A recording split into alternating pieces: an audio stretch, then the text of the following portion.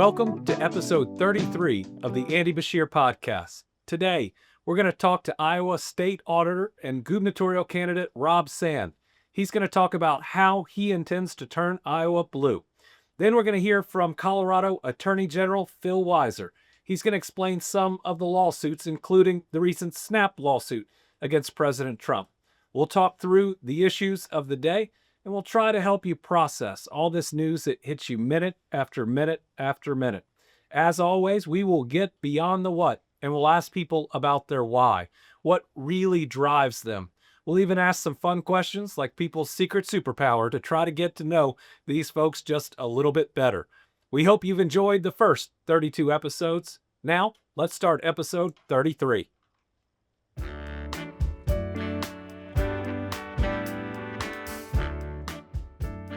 This week on the Andy Beshear podcast, our guest is Rob Sand. Rob is the statewide elected state auditor of Iowa, and he's running for governor. There's already buzz that this is the guy that could turn Iowa blue. Rob, welcome to the podcast. Thanks for having me, Governor. Really appreciate it. Well, we're excited to have you on because I'm going to get to ask you a lot of questions that people ask me. That idea that you are a Democrat running in Iowa, and I know you plan to win. Tell us how. You know, it's pretty straightforward. I mean, number one, this state has already elected me statewide 2 times. Each time they have done that, it's been after the state went for Donald Trump. But there's something I think most people miss about Iowa. We are a state that doesn't really like politics. We don't really like politicians. And one of the reasons that we went heavily for Obama and then heavily for Trump is those guys are the same. They were willing to challenge their party's orthodoxy. They were willing to do things differently. And I know from hearing it on a regular basis from Trump supporters that they see that same quality in me. And I think that's why we get a lot of support from people who are just, they're frustrated with politics. And that comes down straight even to our campaign slogan here. Not redder or bluer, but better and truer. I'm someone that I look around and I say, we can do better than this, and we ought to be focused not on a color, but it's the kind of things we tell our kids when they go to school, right? I mean, I tell my kids, be good, tell the truth, do your best. I don't tell them, be blue or think like a Democrat, you know. I think most Iowans, most people, that's how they look at the world too. And I think that they want a politics that reflects the way they look at the world and doesn't reflect a food fight. I think people in politics project onto the American people that they're more political than they are. I think most people are just trying to figure out, can 100%. My job support my family? Yes. Are the roads and bridges that I drive safe? 100%. So tell us, if we can back up, about the job of state auditor, because part of the reason you're in this position to run for governor is that you've created a body of work where people trust you and they know you work hard. Well, thanks. It's the easiest way to understand it is taxpayers watchdog. So we audit tax spenders, not taxpayers. We audit the state government, and then if local governments, city, county, school district hire us for their regular audit, we will do that. But we also, under certain circumstances, can step in to do special investigations at the local level too. Prior to that, I spent 7 years as a public corruption prosecutor, largely prosecuted violent crime too across the state. But I knew the state auditor's office because their investigations would land on my desk for prosecution. And in my first term, we uncovered a record amount of misspent money. At the same time, we started a government efficiency program that's been copied in 2 other states. And you know, Governor, the thing that really has set this apart is after we uncovered a record amount of misspent money in my first term, the legislature responded to me getting reelected by literally changing the law to make it so that state agencies can hide waste and abuse from the auditor's office. I mean, this stuff it's bonkers. I think it's because I was assertive in doing my job. If I had been a Democrat who was just quiet as a church mouse and so happy to just have the title, but I didn't want to upset anybody in a position of power because, they might be upset with me, they wouldn't have felt the need to do it. It's because I was actually making a difference in doing the job that they wanted to come after us. And I think if I had been a Republican approaching the job in this way, they would have tried, but I don't know if it would have been as easy to have success because, a lot of this is just this group mentality. It's easy to get legislators who don't know a lot about a bill or who don't know a lot about how auditing works to go along with this because they're just saying, hey, Stan's a bad guy. He's on the blue team. That's right. It's about putting politics ahead of the people of your state. Yeah, yeah. Which we see far too often. That idea that unity is about just everybody being of one party or thinking in one way, as opposed to actually coming together and recognizing that the most important things aren't political at all. Amen. Amen. We did 100 public town halls this year. And You yeah, I did do. 100 public town halls. Yeah, I do 100 every year, actually. Yeah, every county seat. Lee County, Iowa, for whatever reason, has two county seats, and so I don't ask questions. I just go to both. So Lee County gets double the Rob Sand. Yes, yes, yes, they do. I'm hopeful that not every county will split into two county seats because I'm not sure I could do 200 in a year. What are you getting asked about the most right now in your town halls? I want to first go back to something that you said that I loved. It's about that moment of unity. People, like politicians, think unity is about party unity. Your average voter thinks of unity as like, no, it means all of us. And at the start of every one of these town halls this year, as a candidate, we first had people raise their hand for what party they're in. We applauded the people of each political party, Democrats, independents, and Republicans. And then together we sang the first verse of America the Beautiful. And I would never kick us off. I wait for somebody else to do it. The microphone is by my side. This is about all of us singing together, coming together, despite our political differences. And usually by the time that's over, you see one person in the crowd that's a little misty-eyed, and it just gives you this opportunity of this feeling of hope. We can do things differently. It's that idea in the Pledge of Allegiance. We pledge to a country and a flag, not one individual, but we also pledge to keep our country indivisible. That's in the actual Pledge of Allegiance. Yeah, yeah. That's a great point. I'm going to steal that. Go right ahead. So I'm hoping you're a better singer than I am. But that's why there's no microphone. I'm not going to comment on my own singing. The microphone is at my waist. I'm waiting for somebody else to lead the way because this moment is truly supposed to be about all of us when we do it. So you start by reminding everyone that we're Americans first, and Democrats, Republicans, or independents, second, third, or fourth. But then when you get into it, what are you getting asked about the most right now?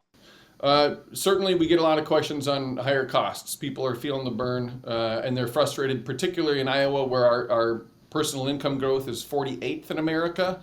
If your income's skyrocketing, you can deal a little bit more easily with an issue like that. But when your income is really dragging along, that hurts. Another big issue here, like I said, is the auditor's office, the gutting of our ability to find misspent money. But then public education has a lot of people frustrated in the state of Iowa. Iowa is one of those states that just passed a school voucher program. And Governor, there's literally one rule. So once this money's all paid as tuition, there's only one thing on God's green earth they can't do with it. They can't pay a rebate to parents. Which means if this is a for-profit private school, they can have a rule that all tax dollars are profit. And that would be legal. They can do that, and we're not allowed to audit them, so I don't know how we would find out. That total lack of oversight to me is something that we can push on and hopefully get fixed if I get elected governor. And I think no matter what party you're in, the public school that your kids go to is one of the most important things in your life.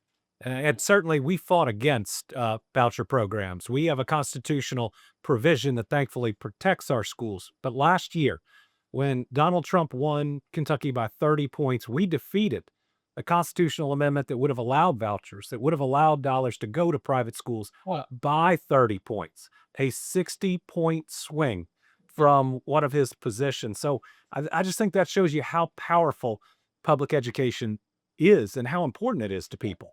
Yeah, I think you're right. And I'm sure you see this too. I mean, you guys have got a lot of really rural areas, so do we. And a lot of places, for any listeners who aren't familiar with rural areas, I mean, your community is defined by its name, and your school bears the name of that community. And that's where you come together on Friday nights for football games or volleyball games or basketball or wrestling meets, what have you. It's really a huge driver of your sense of community. And the idea that we're undermining that to take tax dollars and give them to private schools that are unaccountable to the public, just it really gets people's goat. So we got to ask a lot of questions about that on at town hall tours. So we see public education, which is critical to rural America, under attack. We also now have had a big, I think it's an ugly bill that's passed that is just gonna gut rural health care. Tell our listeners a little bit about your thoughts on the big ugly bill. That's been brutal, and it's going to be brutal in Iowa. We're estimating a little over 100,000 Iowans that'll lose health insurance. That increases everybody's costs. Because at the end of the day, what that means is they're not getting access to regular care that helps prevent big health problems. It means that they get really sick and then they go to the emergency room where the costs are sky high and the interventions are much more expensive. And that doesn't get paid for by nobody. It just means that costs go up for everybody else. So to me, this bill, and that, oh my goodness, and they're adding what, $3 or $4 trillion to the national deficit? I mean, I always go around and I talk to people about one of the reasons I registered as an independent when I first registered to vote. But one of the reasons I joined the Democratic Party when I realized that you had to pick one to vote in a primary was I remember Bill Clinton, when I was a kid, a teenager, balancing the budget and using the surplus to pay down the debt.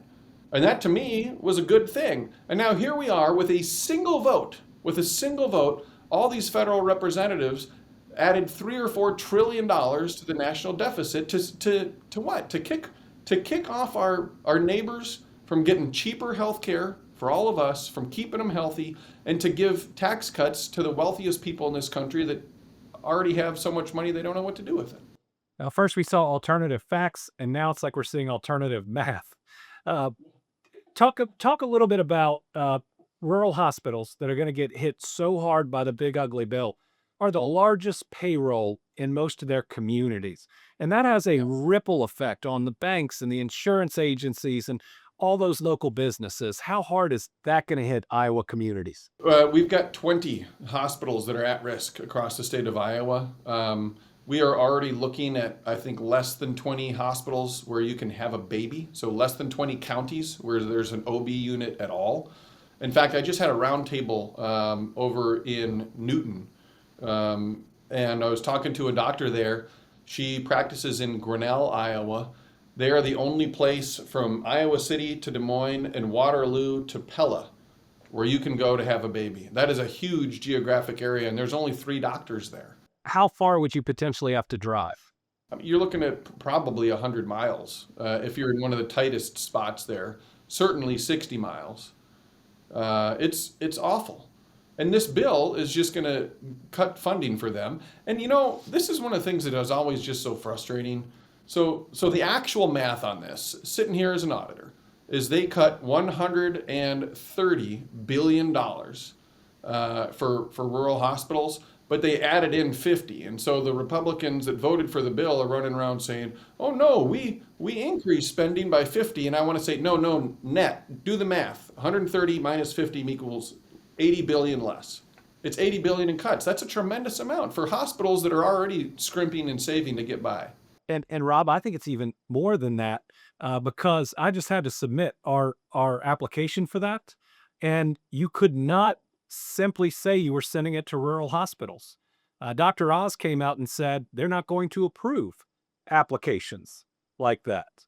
That this wasn't a rural hospital assistance. This was a rural health transformation, which to me translates into less jobs, more telehealth, and ways that our communities, Kentucky being so rural, just getting hit hard. Tell us a little bit about your farmers, because in Kentucky we grow soybeans and corn, and we're getting hit by both right now on these tariffs. Yep. Well, and I got to say, to your point too, on the comments from Dr. Oz, I mean, this is one of the things that people don't trust about politicians. So they're having states like Kentucky and Iowa apply for this money. Oh, well, tell me, what's the rubric, right? We know that it's going to be some ideologically driven decision-making factor, or it's going to be some decision-making factor that's driven by some big donor. Oh, you gotta jump through these hoops and say you're going to do these things, rather than just giving these funds to rural hospitals to keep them afloat, it's going to be something that, is ideological errand running for people who aren't focused on serving ordinary people. They just want things to be done in a particular way, whether or not it's good for people who are struggling. Um, and I gotta say that extends to the tariffs too. I mean, one of the things that drives me the craziest is Donald Trump is going to do what Donald Trump is going to do. We know who he is at this point. But we've got 4 members of Congress and 2 U.S. senators who are elected to represent the state of Iowa. We are number 1 in corn. We are number 1 in soybeans. And this stuff is killing us. Not only that, but cattlemen are having a hard time too. And we just did in D.C., Trump just did a bailout for Argentina beef growers and Argentina farmers. And here we're sitting in Iowa with incredibly low prices for corn and beans. We don't have the export markets that farmers want. And here's the thing that drives me crazy. The people elected to represent Iowans have nothing to say about it because they know that their job here is to serve one man, not to serve their voters. And they don't have the courage to stand up against him. This is the Andy Beshear podcast. We are talking with Rob Sand, the statewide elected auditor of Iowa, who is running for governor in the Democratic primary.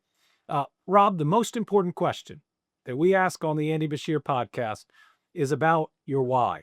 Now, Democrats talk a lot about the what. We're really good on the policy, but why are you doing this? What drives you to run and to push through challenges? You've had elections like mine, narrow margins, Yeah. tough slogs to get through them. For you, what makes it worth it? I mean, I think it's the same as yours. My faith is a huge motivator in my life. The easiest way to understand how important this is to me is when we named my second son. My wife recommended the name Axel, and for the first, no, maybe not the first, I'll give myself a little bit more credit, but I did something smart in my marriage. I thought I don't like that name, and I kept my mouth shut. And instead, I tried to do something that I encourage other people to do. I tried to be curious and not judgmental. So I went to the big book of Scandinavian names that we were using to sort of think about names, and I looked up the name Axel, the name she recommended, and it said Father of Peace. And my mind immediately went to the Sermon on the Mount, Blessed are the peacemakers. And if there's one thing I think we need right now, it's more peacemakers in this world. And so I didn't want to name him anything other than Axel at that point. This has been my faith has been a tremendous motivator in my life. I have an aunt that does religious artwork, an uncle that was a pastor. I mean, it's just always been there. And I know that the moments that I get the greatest clarity when I'm struggling with what I should do are the moments when I ask myself, I stop and I just think, what's the right thing to do? What would my faith teach me to do here?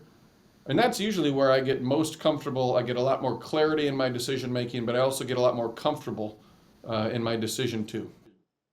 I think oftentimes, the golden rule and the parable of the Good Samaritan give us a pretty good signal about what type of decision that we ought to be making. You think Democrats should talk more about their faith? I think it matters on who the candidate is. But this is a thing where I do think that no matter what your faith is, being open about it and helping people understand what your why is a great way to illustrate it. Yeah, I think Josh Shapiro talks about his faith in a really positive, uplifting way. And I remember I'll never forget getting a message from a guy he called himself MAGA. And I put up a post about being at India Day, and I remember getting a message from him saying, I saw you in the picture with these Sikhs. What a wonderful group of people that they are. Right, because he had a little bit of an understanding of the faith. And here's a guy who says he's MAGA, but he likes and respects the Sikh tradition. And I just think a lot of this has to do with just like acknowledging what it is that drives you as a person and drives you as a candidate. People want to get to know who you are. Tell us a little bit about your family.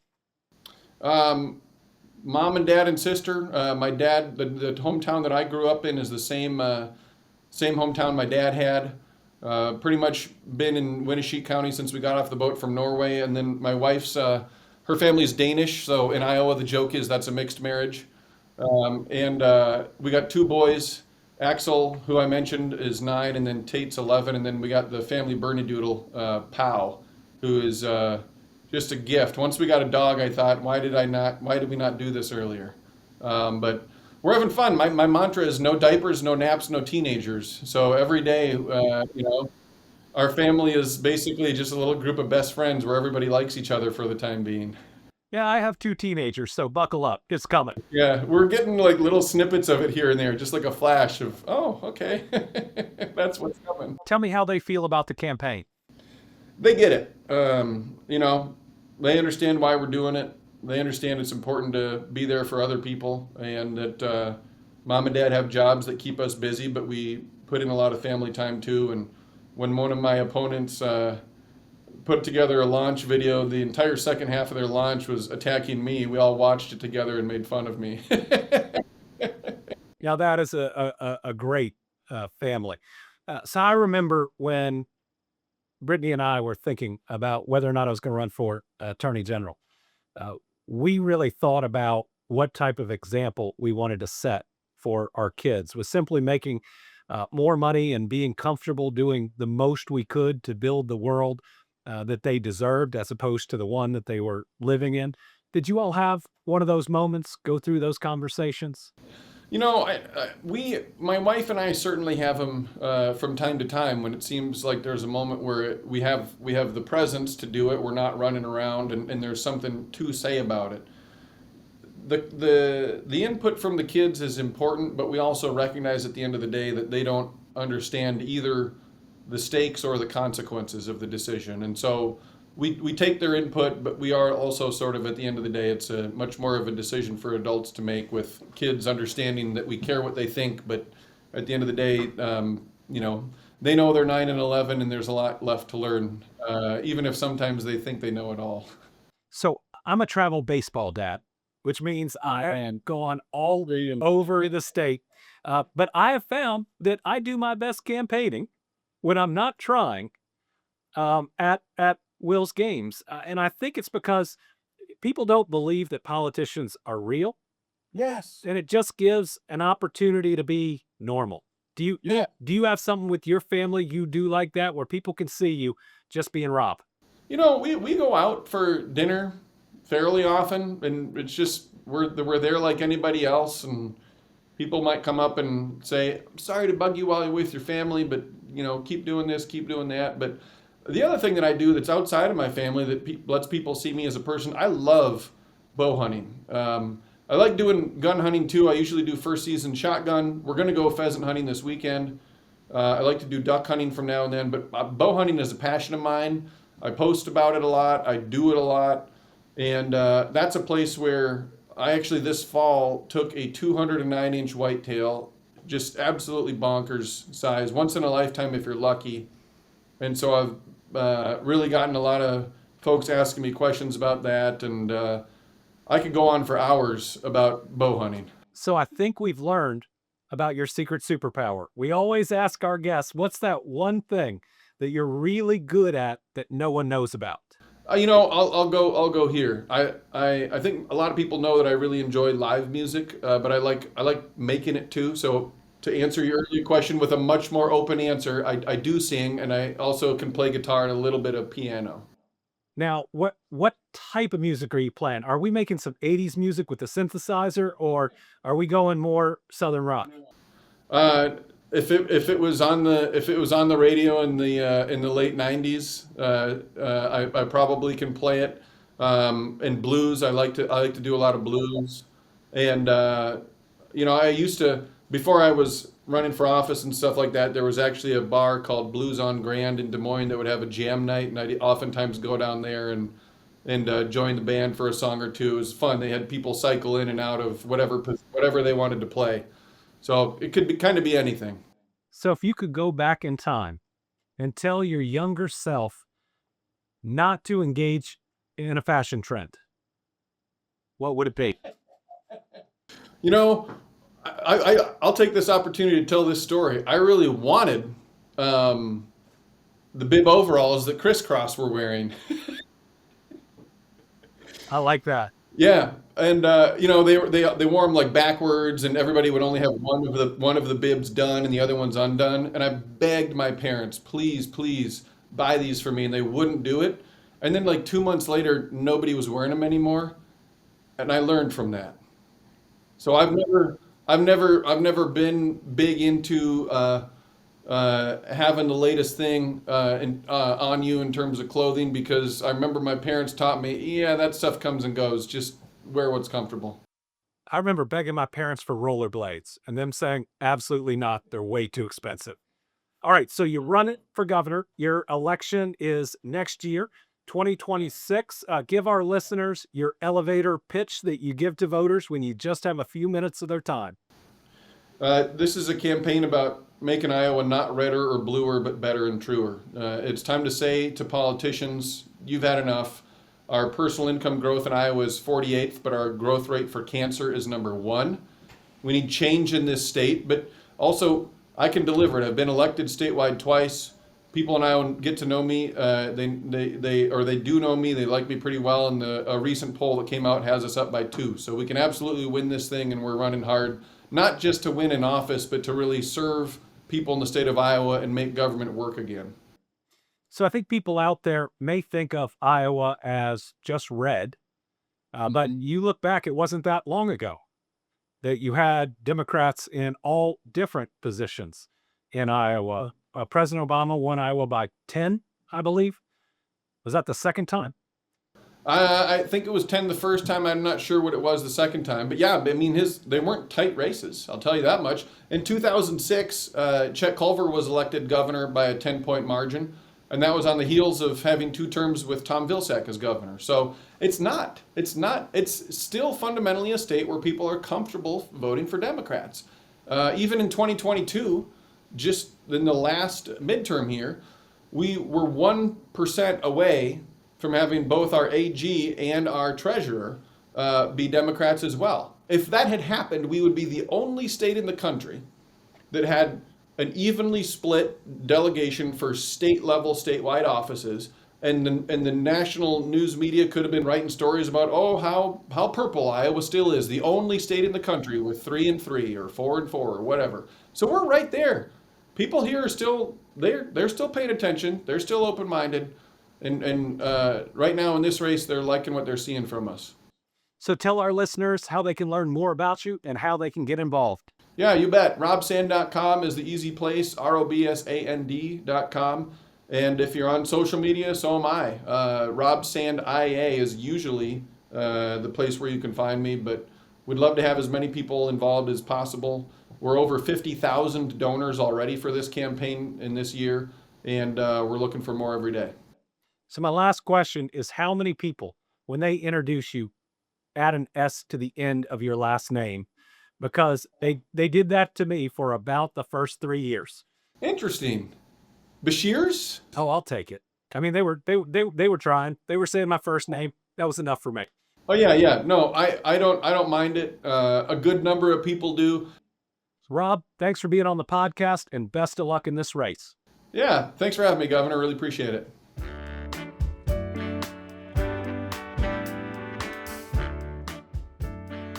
Our next segment on the Andy Beshear podcast is called Statement of the Case.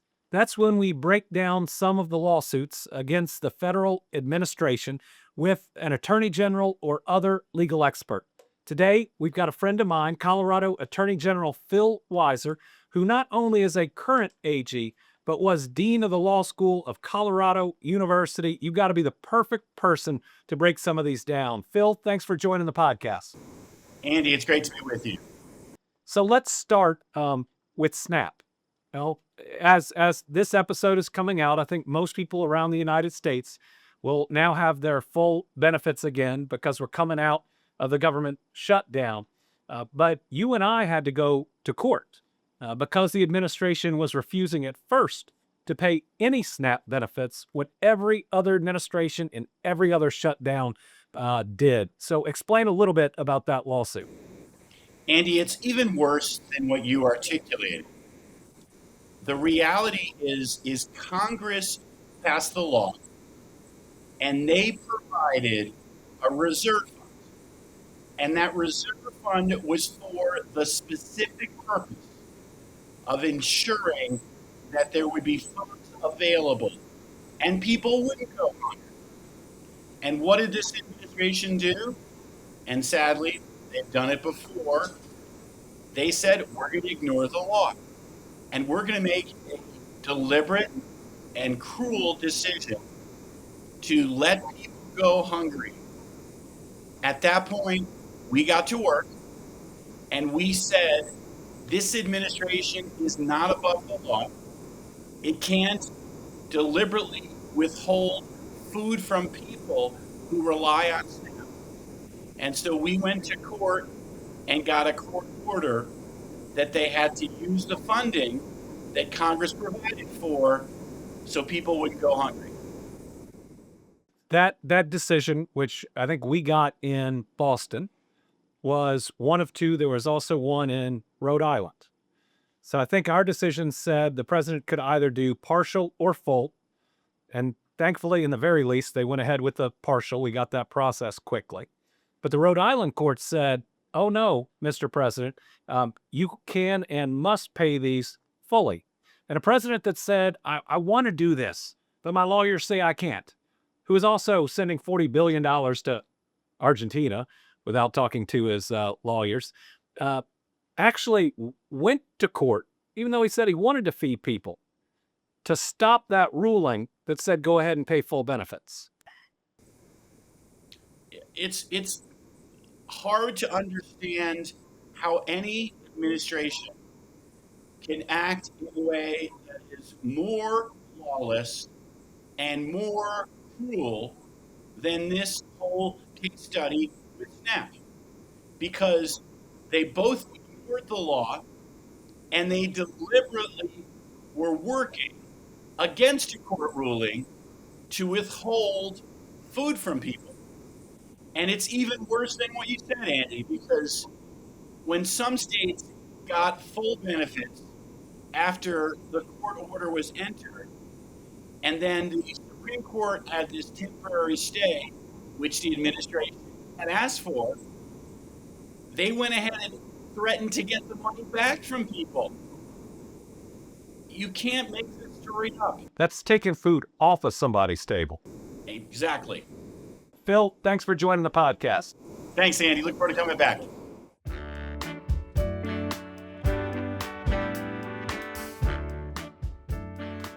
And now, on the Andy Beshear podcast, I make a huge mistake. I open up Ask Andy to the Johns. Now, I've got to think that there could be 14 or 15 other segments that pose less of a risk to me than this one. But let's see what happens. I don't know how many could be less of a risk than this. Well, we were given scripted questions. I didn't know we could go off script here. This is exciting stuff. Yeah, I think it's just kind of freestyle. I think he can just go wherever. So, Freestyle. It's like you all are DJs here. oh, okay. All right, DJ McConnell, hit it off. I'll spin the record first here. So, longest relationship in high school. Oh, the thing about me and dating in high school is I didn't do a lot of it, Okay. and not by my choice. Apparently, the giant belt buckle and cowboy hat didn't go as far as I thought it would. Wait, was that Perhaps it was the 1982 Chevy Cavalier that had the roof tacking that would not hold and the door handle that had pulled off. And the fact that it was a standard, but it was pure steel. I mean, I could have been in any accident and walked out just perfectly fine, which was probably good for a first And I guess car. to follow that up, where was the first date? I'd say longest relationship in high school, 3 months, and that's probably pushing it. And first date was where? Let's see. My first girlfriend lived in Elizabethtown, so about an hour away, because no one closer was interested. But I was a sophomore and she was a senior. And so at least I get some points for that. Yeah, so some out of town. So I want to go back to the cowboy hat. Wait, look, was that like an everyday? Like, what was? Sometimes you just got to try something new. And in high school, that I think my family and I went on a trip out west. Okay. And I thought it looked good. And who would have known that decades later, I'd have a friend named John McConnell who would love his cowboy hat so much he'd make a video of how they made it for him and then make me watch it multiple times. Oh, that sounds awesome. This is really Ask Andy about Johnny Mac. So let me ask you this on a serious note, but I understand, obviously, your dad was in politics. What got you interested in politics? When I look back, it was really two moments. When I was growing up, I thought this was what I was supposed to do. And because of that, I lost every time. I wasn't running for, when I was running for student council, anything in high school, I would lose. And if there were 3 people running, I would come in 4th. And I think it's because I didn't have my why. I didn't have a driving reason I was doing it. And I would also just take my dad's old signs and cut it off under Beshear and then write underneath it what I was running for, which was probably too professionally produced and also, I don't think struck people the right way. So in my life, my dad loses a governor's race in 1987 when he was the rising star that he probably should have won. And he's out of politics for 20 years. I'm a 30-year-old lawyer, and he calls me and tells me he's going to run for governor. And so I help. I did more free legal work for that man in that year than I think most people do in a lifetime. But I got to help a dad achieve a dream he thought was dead. I got to help him win that race. And my plan was just to be in private practice. But I'm in an elevator one day with him. I think we're in downtown Lexington in the financial center. And a woman walks on the elevator and just bursts into tears. And when she could finally control the tears and sobbing, she looks at him and says, "I'm alive today because of you." So the Affordable Care Act had passed in Congress. My dad had been governor and implemented it. He'd expanded Medicaid. She had cancer. And they kicked her off her coverage, claiming her cancer was a pre-existing condition, which I'm not sure how that's possible. And so she was going to die. But that legislation goes through, it's implemented, she's able to get her treatments, and she's cancer-free and alive in that elevator. And that just struck me as government can do some really important things that matter. And then it was the birth of my kids. They tell you the birth of your kids are a miracle. It really was to me. And I felt so blessed, like how? What had I done to where I deserved something that gave me so much purpose in my life? And as they're growing up, I keep talking to Brittany about what are we doing to leave a better world for them? Is it just being comfortable? And that's okay. That provides opportunity for them. But if I had this chance, shouldn't I take it so that they grow up in the best place, that they have the best opportunity to stay if they want to? I was just so moved by both of it. I think I made a couple promises to God that I'm still trying to keep today. So as a Vandy undergrad, Virginia law, but pretty much in between Louisville and Lexington, who are your teams? Football, basketball, who do you cheer for? And I guess it's easy. Vandy's finally having a good year, so maybe you're a Vandy football fan a little bit. So Vanderbilt was really good to me, as was Virginia, but I ain't the governor either. Amen. So when you're governor of Kentucky, you have 2 jobs: to root for your in-state schools and to root against Duke. And today, I got some new special shoes, thanks to John McConnell. Yes, well, thanks to Penn State. I've got the Murray States on. Again, in-state school. And guess how they made the College World Series? They knocked out Duke. Look at that. These are really nice shoes, by the way. Yes, thank you, Murray State.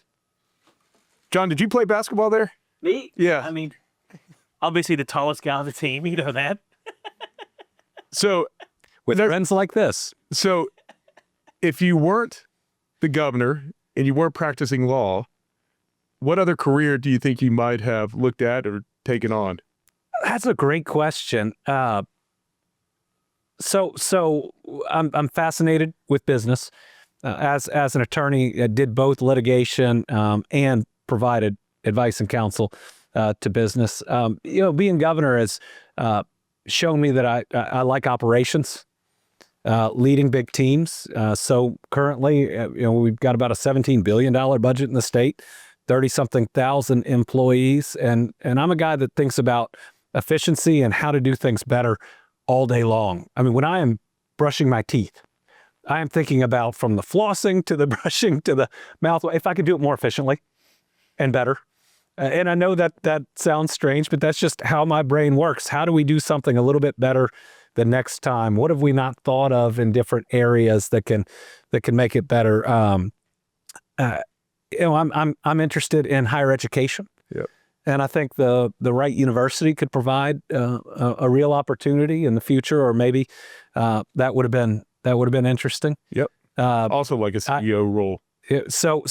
But going back in time, when I'm in college, I'm deciding in between being an archaeologist and going to law school. So I have a degree in both political science and anthropology, and had an opportunity to go on a dig, or would have had the opportunity to go on a dig in the Mayan rainforest. Oh, wow. Yeah, so life's a little bit different. Yeah. Took the LSAT, also was interested in the FBI at the time, but then got a score on it that I never expected.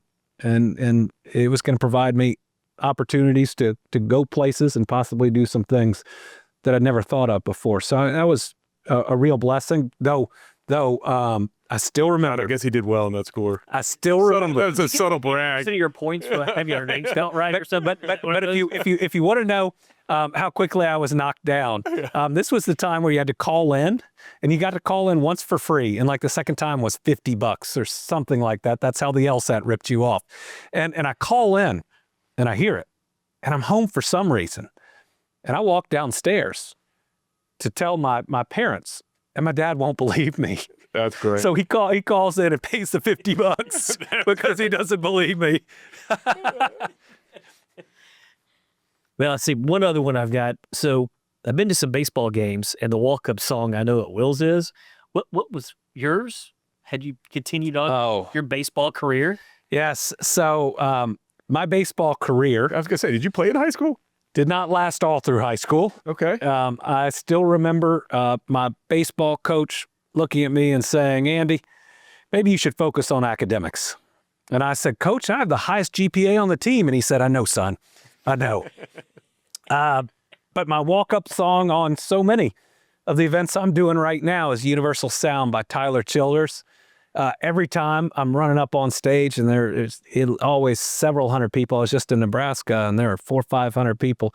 And it just gives you chills because it feels so Kentucky when it's going on. And I may walk the stage and wave a little too much because I'm listening to the song, and I don't want it to stop. So little doubt that Will's athleticism comes from his mom. 100%. Now, I was fundamentally sound, but that doesn't get you terribly far. Yeah. So Brittany was a really good gymnast. She was California State gymnastics champion twice in high school, and then broke a vertebrae in her back, which prevented her from being a college athlete. But yes, all of that coordination and skill from both Brittany and Lila is from her mom. Oh, from their mom. We knew it. I'm just Well, we just wanted it on the record. I'm all good. said out loud. Oh, I have come to terms with that, that she was the better athlete. Yeah, I can live with that. What about but me and softball later, I can't do that. what about food-wise? Favorite food? Well, I was a big steak guy, but right now I think I got the tick bite, and thus can't eat it. I've heard 3 or 4 people now say that this is a thing. It is, and so right now, what do I really like? Italian. Yeah. Oh, I like pasta a whole lot. It's hard to beat pizza. Which do you remember? It may have been. I don't remember which quarterback it was, but it was about 8 years ago. A quarterback signed one of the biggest, richest contracts ever in the NFL, and they said, "What'd you do?" And they went through the Pizza Hut drive-through, and somebody showed. I don't know if it's an MRI of the brain when you've had pizza and it just lights up. Well, that's not shocking. Pretty good. No. Pretty good. No. They serve pizza in for sales. Oh, we do My the goodness, station he's gonna plug and bowling his restaurant again. Listen, Ask Andy should have been ask Andy about Johnny Mac and then listen to the gratuitous plug of the Anston. well, we also John have this, Rabinowitz. just to be clear, we have a really got nice my- bourbon bar next door. If you haven't been there, called the Instant Bourbon Bar, John. Really? And he, The only thing he hasn't done is read in the address. 106 Court Street. But It's just weird I know that. Any other questions, John? No, I think He survived? I'm answered. Yeah. How about, actually, one thing we were talking about, favorite place to vacation outside of Kentucky? I like the beach, and I like going to quieter beaches, and so I don't want to say them into the microphone because I'm worried they won't be as quiet afterwards. Gotcha. But just a chance to. I really love going when other folks aren't there. After major elections, when you're just as sick as you can be and you're tired, and you're just emotionally spent. Brittany and I spent 5 or 6 days at a beach with nobody else there. Totally different thing with birds, the fish. You actually get to see nature. It's pretty special. What about in-state? I know you get to visit all our state parks. What are a few places you really like to visit in-state? Kentucky Lake is hard to beat in-state. John McConnell and I have done a little water skiing and boating That down there. Oh, yes. Both impressive and unimpressive video nice. on that. I love Red River Gorge. It's beautiful, and there's just so much that you can do. Eastern Kentucky in general is just spectacular. Love going up. Northern Kentucky's got so much to offer right now, and you can go across to Reds game, but stay and spend your money in Northern Kentucky. Yeah, I thought it was cool. We remember one time a couple years ago, we saw a concert in Mammoth Cave. That was pretty. That cool. was. I actually just did an interview for the documentary on that today. So Mammoth Cave. First of all, it's hard to describe how huge it is to people, but you walk down there and you're in a place unlike any other on Earth, and that's the special part about Mammoth Cave. You just know there's only one, and it's in Kentucky. But we saw Yo-Yo Ma play in Mammoth Cave with Teddy Abrams and the Louisville Orchestra. And none of us knew exactly what was going on, but we knew it was artistic. We knew it had probably never been done before, and so a pretty special opportunity. I think my last question is, growing up in Central Kentucky, were you a Browns fan, a Bengals fan, a Colts fan? If you had one of those teams, who did you support? So I grew up the Bengals Reds, which was a pretty tough way to grow up sports-wise. Yep. Now, I did get to go to, I think it was Game 2 of the World Series in 1990, where the Reds won in extra innings. I think it was Jody Reed. It was the catcher, the backup catcher, I think, that hit an extra inning single for the Reds to beat the Oakland A's with Mark McGwire and Jose Canseco and cool. Ricky Henderson. And they ended up sweeping that series. So I got to see my team in my youth win one World Series championship. It's been a little rough since that we made the playoffs for a minute this year, and watching Ellie is pretty fun. Then the Bengals, we got pretty good at losing to the Niners in Super Bowls or in playoffs, and then we just stopped going to the playoffs for a long time. But you came back a few years ago. You were back in the Super Bowl. We just need a healthy Joe Burrow. That is the truth. Or, Tyler Shuck. Let's keep him in New Orleans for now. That's a wrap on another episode of the Andy Beshear podcast. If you like what you've heard, talk to a friend. Send more people to subscribe to our YouTube channel. Make sure that you're spreading the word that this is a place that you can come and you can process all the craziness of the world around you. Hope you feel a little bit better. I hope you feel a little bit lighter, and I hope you'll join us next time on the Andy Beshear podcast.